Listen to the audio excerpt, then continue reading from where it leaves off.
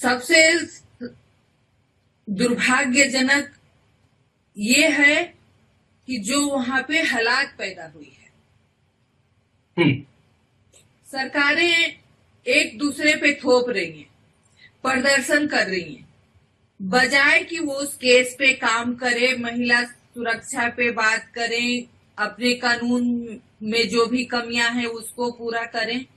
लेकिन नहीं, वहां पे तो जिनके जो मुख्यमंत्री हैं उनके अंदर स्वास्थ्य मंत्रालय है, उनके अंदर सारे उनके रूल है, पुलिस है, और वो नहीं समझ आ रहा है कि वो किसके खिलाफ प्रदर्शन कर रहे, किससे फांसी मांग रही है। रूल तो उनके हाथ में है, कानून वो उनके हाथ में है। कम से कम वो लोअर कोर्ट तो तक केस को साफ सुथरा सरकार पहुंचा सकती है। तो चिंताजनक है कि जो भी वहां डॉक्टर्स आवाज उठा रहे हैं उस बच्ची के लिए, अपने सेफ्टी के लिए, उनको दबाया जा रहा है। उनको दबाने के लिए, उनको डराने के लिए हॉस्पिटल के अंदर एक भीड़ आती है, तोड़ फोड़ करती है, मारपीट करती है, उनको धमकी देती है नर्सों को कि हम उसी डॉक्टर की तरह हालात करें। तो मैं आपके चैनल के माध्यम से यही कहना चाहूंगी कि हम सबको इस पे मिलके सोचने की जरूरत है, सरकार को सोचने की जरूरत है कि आज भी जब भी कोई घटना होता है निर्भया का नाम आता है, लेकिन निर्भया की घटना से, उसके मौत से हमने क्या सीखा है? हमारे सिस्टम में क्या बदलाव आया? हमारे कानून में जो भी बदलाव उस पे काम का क्या हुआ? आज भी हम 2012 में ही खड़े।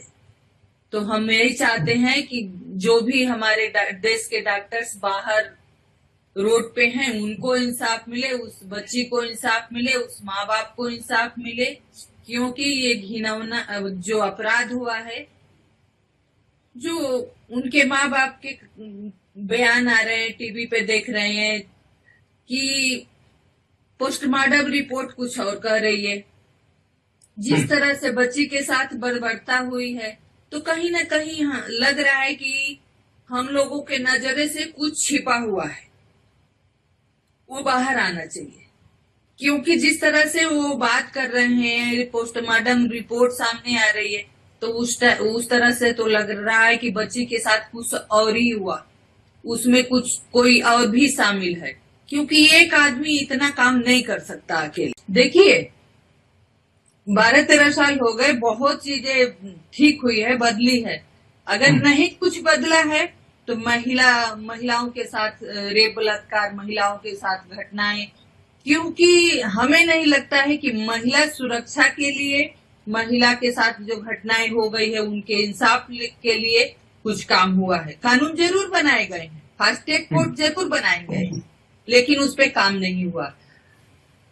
2020 में निर्भया के मुजरिमों को सजा हुई थी। उसके पहले भी, उसके बाद भी इतने सारे केस हुए हैं। बच्चियों को 35 टुकड़ों में काट दिया गया, बच्चियों को घसीट दिया गया। किसको इंसाफ?